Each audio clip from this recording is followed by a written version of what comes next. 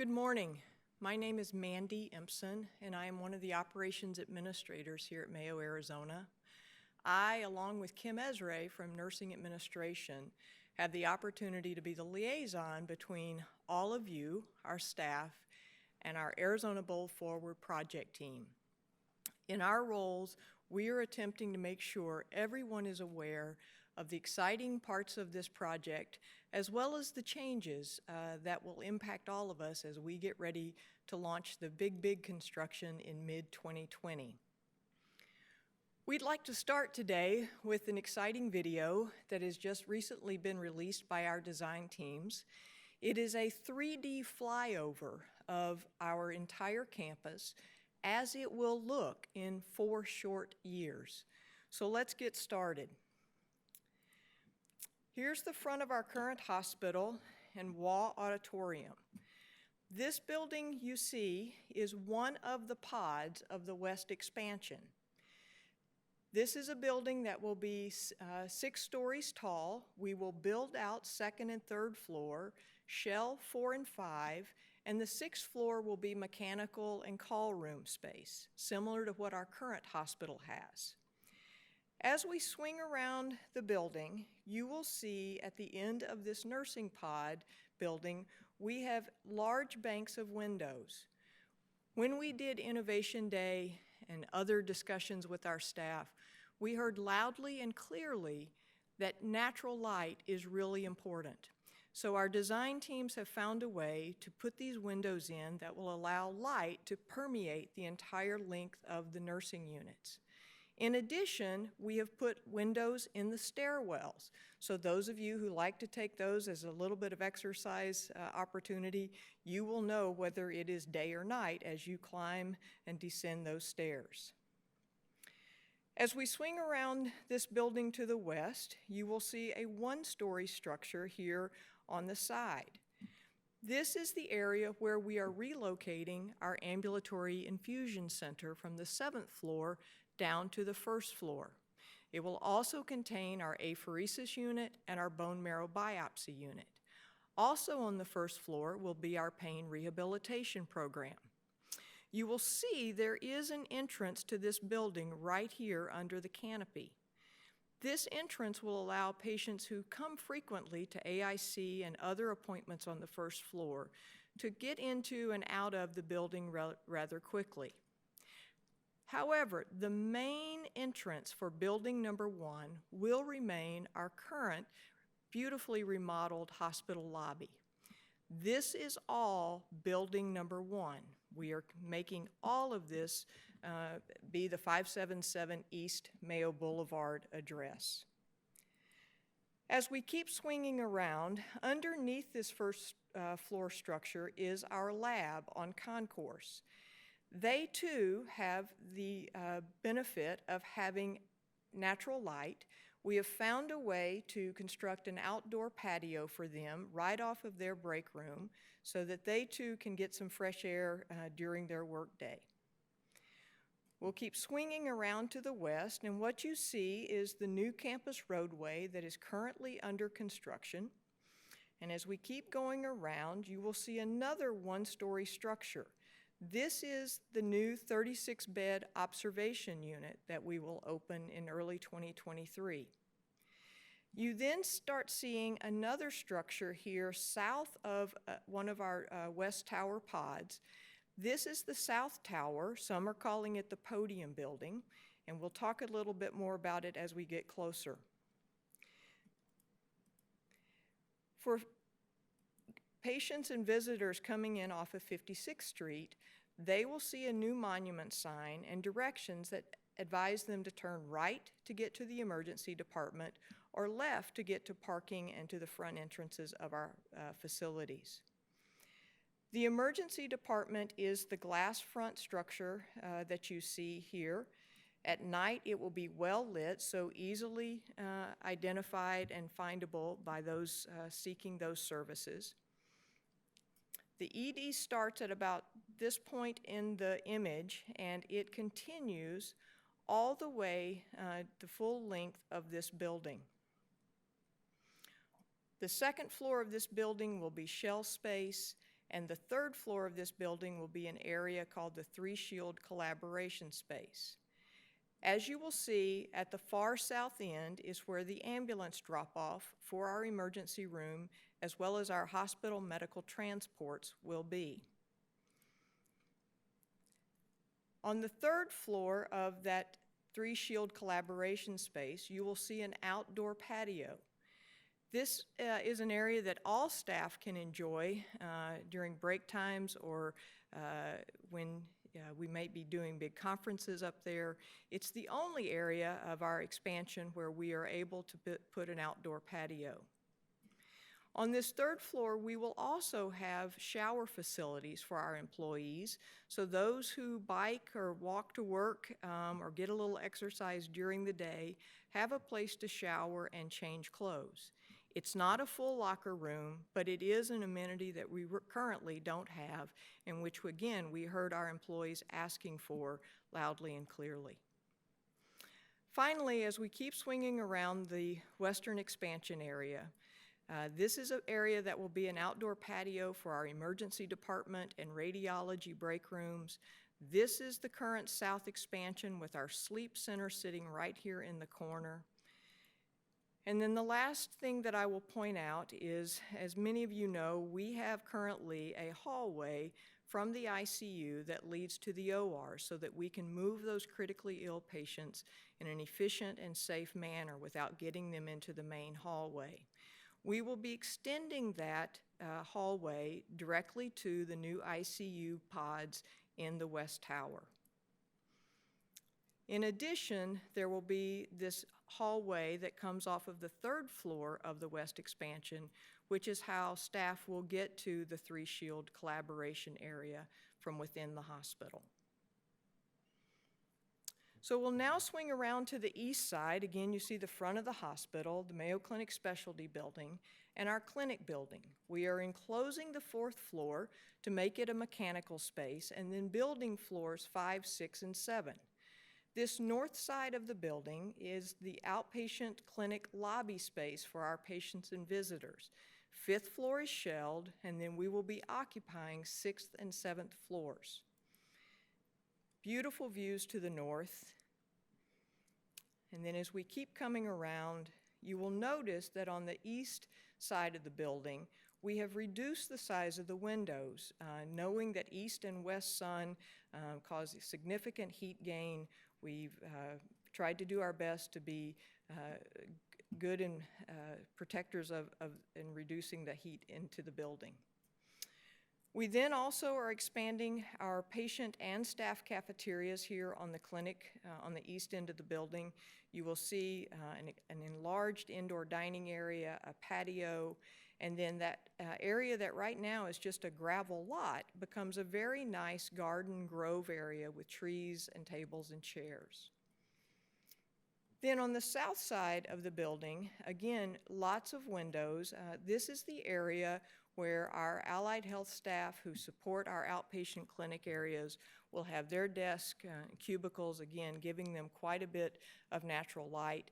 You will see the undulations in the building. We have done that as a way similar to what a saguaro does in minimizing the intake of the western sun, but again, allowing as much as we can from the southern area.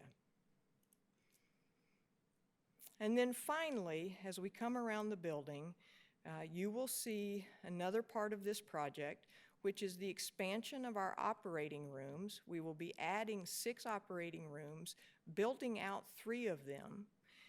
We will be expanding our loading dock, but building out over the loading dock an area that will be an expansion of our pre-op and PACU area.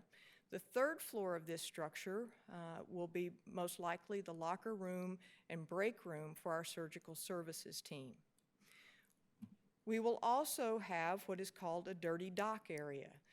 While not very exciting perhaps, it is an important element to us as we continue to operate a much larger facility. So we have the ability to separate clean and dirty items on our dock.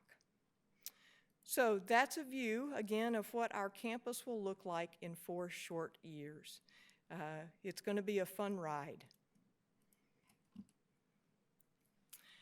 We will now turn to the presentation for today. And as we do so, I would like to show you two more fun pictures, as I call them. Recall, we are constructing a new employee parking ramp. This parking ramp is down in the Lot J area now. The ramp will have approximately 1,700 parking stalls with another 100 or so surface stalls here on the south side. As described in the prior Phase 1 presentation, the access to and from this parking ramp will be easy. We will have a traffic signal entrance up at our east entrance of the campus, allowing employees to come straight down. We will also have the new traffic signal intersection out on 56th Street, just south of the SSB. We have designed the parking ramp with 3 vehicle entrances, believing that that will help us mitigate any traffic jams of employees coming and going from the ramp. That is due to open in early 2021. Here's a view from the evening, again showing that it would be very well lit, but also some of the features that we are putting in for employee safety. These fences are quite tall, not easily scaled by a human. There are a few kind of spaces in between them, so it won't keep out all the critters, but at least the 2-legged ones. We will have badge readers in the stairwell and also screens that roll down on the vehicle entrances that we can close when necessary. So, I want to just talk briefly about Phase 1. We have already been through a lot of things over the last 6 weeks, and the purpose of this slide is to simply say thank you to all of our Phoenix campus staff, those that come from Scottsdale and others. We have gotten off onto a great start. Things have gone well without any major hiccups, with employees knowing what to do and where to go as we got rolling. Here are some pictures of Phase 1 that came off of a drone just last week. This is Lot F as we know it, and then Lot 1 for the patient parking. This again is work that we are doing to create that new campus roadway that you saw in the video. This is a picture right in front of the primary care building and the SSB. This is the new helipad for our emergency department. In the flyby video, you saw that helicopter pass through. This would be the area where the helicopters will be landing and leaving our campus. If you've driven by, you'll notice that this landing pad is about 6 or 7 feet above the grade of the street. That will remain as the permanent height. All right, on to Phase 2. Since our presentation in September, we have adjusted the dates of Phase 2. There is so much happening over the next 6 weeks that we wanted to try to at least make it as digestible as we can, but it is still a big mouthful to chew on and swallow. So here we go. This is a grid that is posted on our Arizona Bold Forward intranet page. It tells you what's happening between now and kind of mid-January. We will talk about the lines that are colored.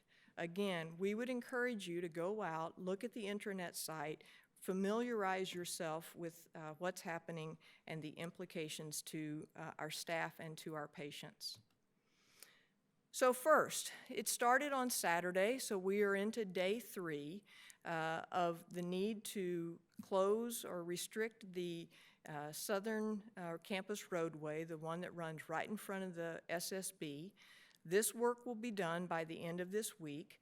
We are doing it in order to create a turning radius for this area of our fire lane road. So as you come in from 56th Street, you will be routed through the SSB parking lot and back on west.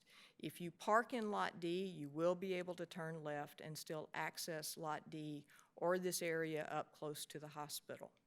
Please drive slowly and be careful, as we have a lot of employees in the SSB who need to be crossing this parking lot on the sidewalks. Next week, starting on Monday for the entire week, between 8 a.m. and 3 p.m., not during the major shift hour changes, we have to restrict the roadway that is between F Lot and Lot 1 to one lane. There will be construction staff with flags managing the traffic, letting the northbound traffic go while they hold the southbound and then reverse. If you are someone who comes in from the 56th Street entrance at the traffic signal and you turn left, just be prepared for a few extra minutes of wait in case you catch it at the time that the southbound traffic is coming, and vice versa as you are leaving this area. Also starting next Monday, we need to relocate the patient medical transport drop-off that is on the south side of the clinic building. This is building number 3. This is the MCSB. We have to relocate it to the front of building 3. It's kind of in between building 2 and building 3 in the circle drive. Those vehicles will park, unload, and we will bring the patients in through the glass vestibule that is between building 2 and building 3. Once they are in building 3, we will then route them through the hallway that is just to the right of our patient library. We'll have lots of signage to help them not only in this lobby area, but then back in the Hope hallway. But we would certainly ask staff, if you encounter any of these folks and they need help with directions, please help them with wayfinding. Again, the signs should be self-explanatory that you too can reference. Now, another element next week. This is actually a slide that we showed last Wednesday during our first info sessions. On Thursday, we received some new information about this area, which changed the implications to our staff. As a result, this is the new image to which we need to speak today. It is very busy, but let's step through it. On this side of the picture, you will see this is the West Expansion construction zone. It is the area where we are constructing the helipad and getting ready for the big western expansion of the bed towers.